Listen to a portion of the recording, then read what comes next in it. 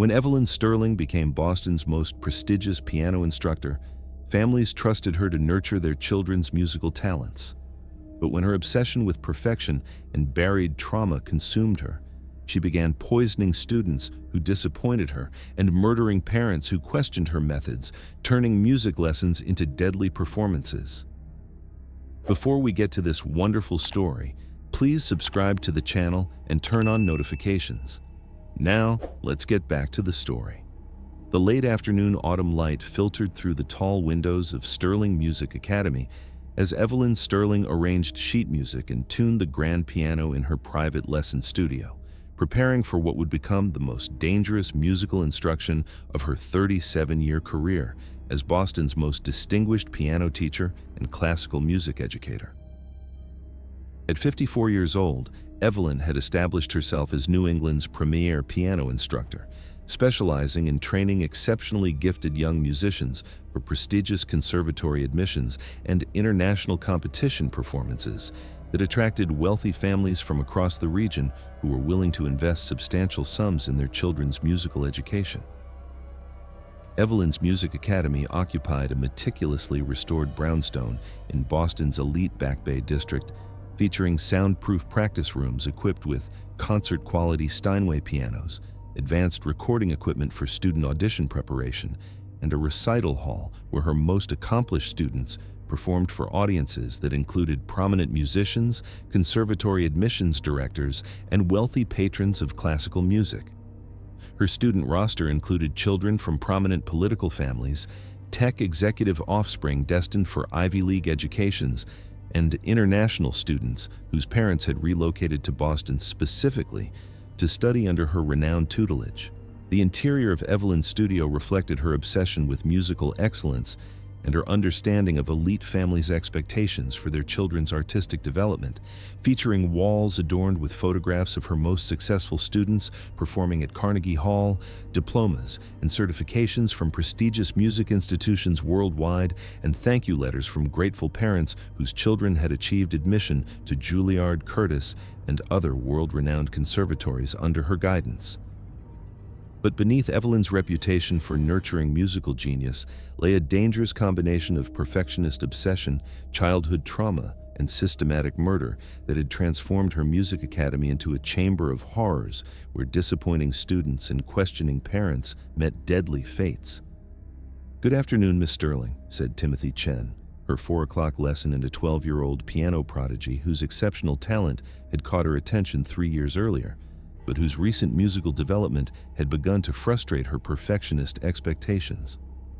Timothy's parents, both prominent surgeons at Massachusetts General Hospital, paid over $15,000 per year for his private lessons and had been planning to enter him in several international youth piano competitions where Evelyn's reputation would be judged based on his performance outcomes.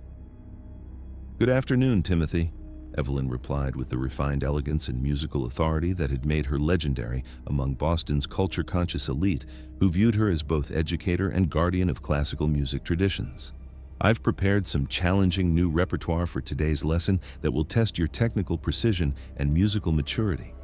We must ensure that your performance standards meet the expectations of the international judges who will evaluate your competitive potential." Timothy had become Evelyn's most dangerous student, not because of his musical ability or his family's expectations, but because of his recent struggles with stage fright and technical inconsistencies that threatened to embarrass her reputation at upcoming competitions, where her teaching methods would be scrutinized by prominent musicians and music educators who could damage her career if his performances were unsuccessful. What Timothy didn't know was that Evelyn had been systematically poisoning underperforming students and murdering critical parents for over 4 years, using her knowledge of botanical toxins and her access to students' food and beverages to eliminate threats to her perfectionist reputation. Evelyn's transformation from dedicated music educator to calculating killer had begun 6 years earlier, when her own failed career as a concert pianist had been publicly exposed by a music journalist who had revealed that her claimed performance credentials were largely fabricated and that her teaching methods were psychologically abusive to vulnerable young students. Faced with potential lawsuits from angry parents and the collapse of her carefully constructed reputation, Evelyn had murdered the journalist and decided that eliminating critics and disappointing students was essential for protecting her lucrative music academy. Her criminal activities had been facilitated by her extensive knowledge of plant-based toxins that she had learned during her childhood in rural Vermont, where her abusive grandmother had used poisonous plants to control her behavior and eliminate neighborhood pets that annoyed her. These early experiences with botanical murder had provided Evelyn with the expertise necessary to kill students and parents while making their deaths appear to be accidents or natural medical emergencies. Her first victim had been Dr. Patricia Williams, a prominent pediatrician whose daughter had been struggling in Evelyn's advanced program and who had begun questioning Evelyn's teaching methods and psychological treatment of young students. Evelyn had murdered Dr. Williams using ricin extracted from castor beans that had been mixed into coffee served during a parent conference, causing fatal organ failure that had been attributed to a sudden medical crisis rather than deliberate poisoning. The success of her first murder had convinced Evelyn that killing critical parents and underperforming students was both necessary for maintaining her reputation and extremely satisfying as revenge against those who failed to appreciate her musical genius and pedagogical expertise. Over the following 4 years, Evelyn had murdered 11 additional individuals using increasingly sophisticated botanical poisons that took advantage of her victims' trust in her hospitality and her reputation as a refined cultural educator. Her victims had been carefully selected based on their potential threat to her reputation, their family's wealth and social standing, and their involvement in situations where their deaths could be attributed to stress-related medical emergencies or tragic accidents during musical activities. Her victims had included Robert Foster, a music critic whose negative review of her students' performances had threatened her academy's reputation; Jennifer Martinez, a wealthy parent who had discovered evidence of Evelyn's psychological abuse and had threatened to report her to child protection agencies; and David Park, a prominent attorney whose investigation into her business practices had revealed financial fraud and tax evasion that could have resulted in criminal charges. Miss Sterling, I need to discuss some serious concerns about several suspicious deaths that have occurred among your students and their families over the past 4 years, said Detective Catherine Reynolds of the Boston Police Department's Major Crimes Division as she entered Evelyn's studio carrying a warrant to inspect the Academy's records and interview her about the unusual pattern of deaths associated with her music program. Detective Reynolds specialized in investigating cases involving harm to children and had developed expertise in recognizing patterns of abuse by trusted authority figures. Detective Reynolds' investigation represented an existential threat to Evelyn's criminal operation, as her law enforcement expertise and access to child protection resources could expose the systematic poisoning and connect her to multiple suspicious deaths. Of course, Detective Reynolds, Evelyn replied, though she felt the familiar surge of rage and paranoia that accompanied any scrutiny of her teaching methods or academy operations by authorities who possessed the power to expose her criminal activities and destroy the reputation she had killed to protect. The safety and well-being of my students is always my highest priority, and I'm deeply concerned about any tragic circumstances that may have affected members of our musical community. Detective Reynolds consulted detailed case files and medical examiner reports from multiple deaths that showed suspicious patterns of botanical poisoning and timing correlations that suggested the victims had been deliberately targeted rather than randomly affected by medical emergencies or accidents. Evelyn, I've been investigating a series of suspicious deaths involving students and parents associated with your music academy, and I've discovered some very concerning patterns that warrant immediate investigation, Detective Reynolds said with the professional authority that had made her successful in solving complex cases involving child endangerment. 8 individuals connected to your academy have died from apparent poisoning over the past 4 years, with most showing evidence of botanical toxins that would be difficult to obtain and administer without specialized knowledge of plant chemistry. Additionally, several of the deceased individuals had been involved in conflicts with you regarding student performance standards or business practices immediately before their deaths. The detective's identification of the botanical poisoning patterns and her recognition of the conflict timing confirmed Evelyn's worst fears that her criminal methods had been analyzed and connected to her systematic elimination of students and parents who had threatened her perfectionist reputation. Evelyn's response was swift and deadly as she realized that eliminating Detective Reynolds was essential for protecting her criminal operation and preventing exposure of her systematic murder spree. Detective Reynolds, I think there may be some misunderstanding about the emotional stress that affects families involved in competitive classical music training, Evelyn said while discreetly reaching for a prepared vial of concentrated aconitine that she kept hidden in her piano bench for emergency elimination of regulatory threats. The pressure to achieve musical excellence can create significant health problems for both students and parents, and tragic medical emergencies are unfortunately not uncommon in our community. Perhaps we could discuss these concerns in my private office where I can show you documentation that might explain these unfortunate coincidences. Detective Reynolds agreed to examine Evelyn's documentation, not realizing that the music teacher was leading her into a soundproof office where previous murders had been planned and where Evelyn intended to poison her with the aconitine that would cause fatal cardiac arrest while appearing to be a heart attack brought on by the stress of investigating child endangerment cases. Evelyn's plan involved serving Detective Reynolds tea contaminated with the aconitine while they discussed student records, causing immediate cardiovascular collapse that would be attributed to the occupational hazards of police work rather than deliberate murder by a music teacher protecting her criminal reputation. But Evelyn's carefully planned murder of the detective was about to be prevented by the unexpected arrival of social workers who had been investigating reports of child abuse and had coordinated with law enforcement to protect students from potentially dangerous educators. Sarah Martinez of the Massachusetts Department of Children and Families had been conducting a comprehensive investigation into reports of psychological and physical abuse at Sterling Music Academy following complaints from multiple families whose children had experienced traumatic treatment during piano lessons. Martinez specialized in investigating institutional abuse and had developed expertise in recognizing patterns of systematic child endangerment by trusted authority figures. The state investigation had been initiated by reports from parents and students who had described abusive teaching methods, psychological manipulation, and suspicious health problems affecting students who had disappointed Evelyn or had attempted to leave her program. The investigation had expanded when Martinez had discovered connections between the abuse reports and several suspicious deaths involving academy families. Martinez had coordinated with Detective Reynolds to conduct simultaneous investigations and had arrived at the academy with protective services personnel who were prepared to remove students from potentially dangerous situations while law enforcement gathered evidence of criminal activity.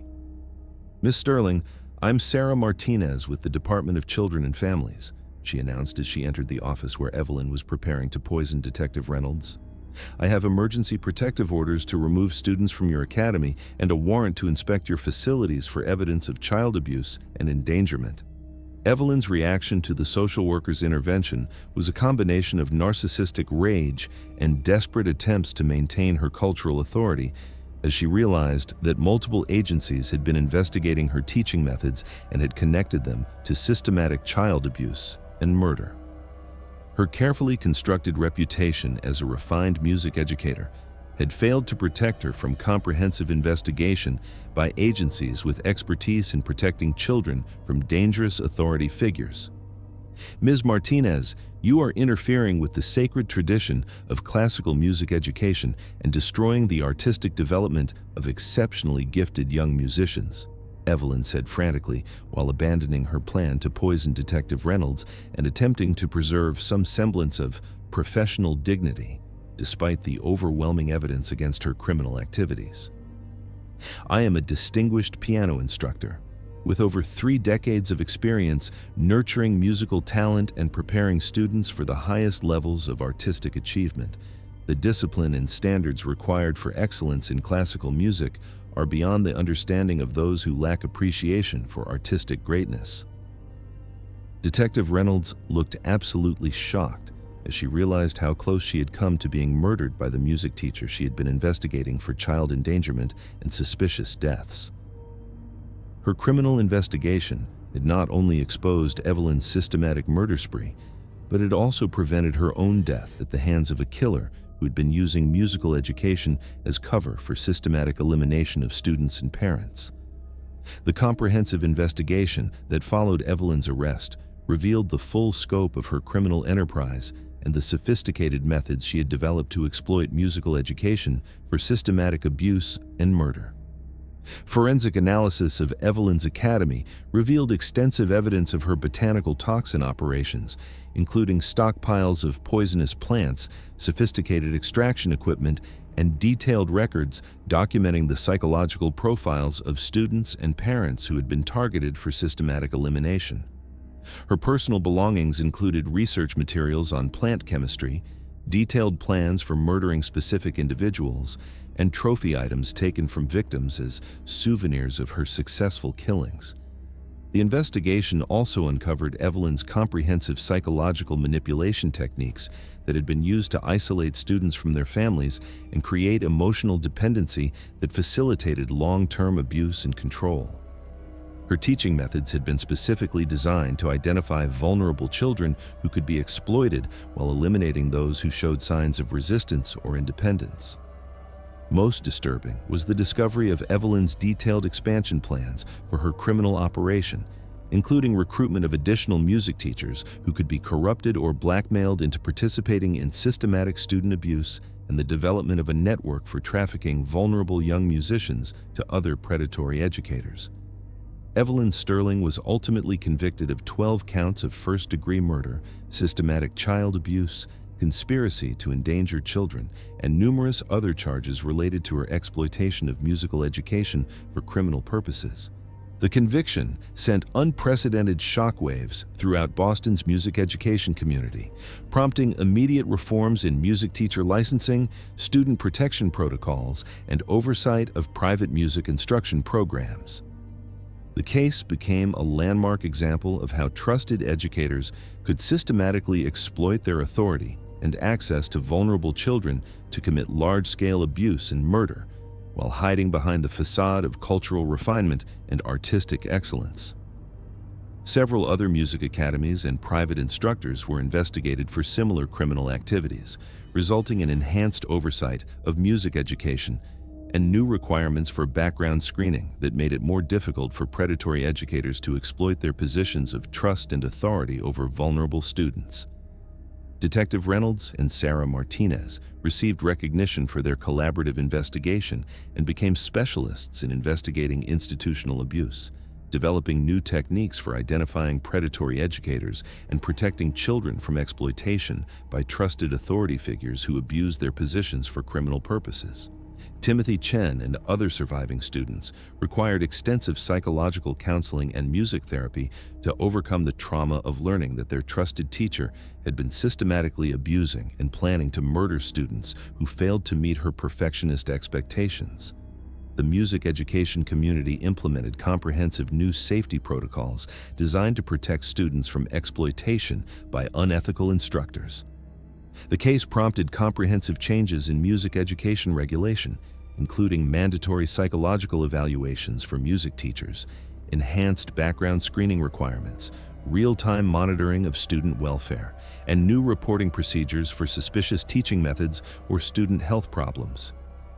Evelyn's conviction also led to increased cooperation between music education organizations and child protection agencies, with new protocols designed to identify music instructors who might be using their authority and access to vulnerable children for systematic abuse and criminal exploitation. The music education industry implemented revolutionary new safety measures, including enhanced screening procedures for instructors, comprehensive student advocacy programs, mandatory reporting of abusive teaching methods, and improved training for recognizing signs of institutional abuse and predatory behavior in educational settings.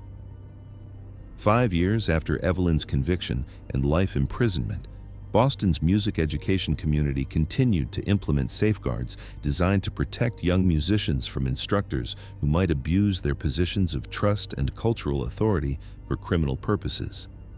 The piano teacher who had promised to nurture young musical talents and guide them toward artistic excellence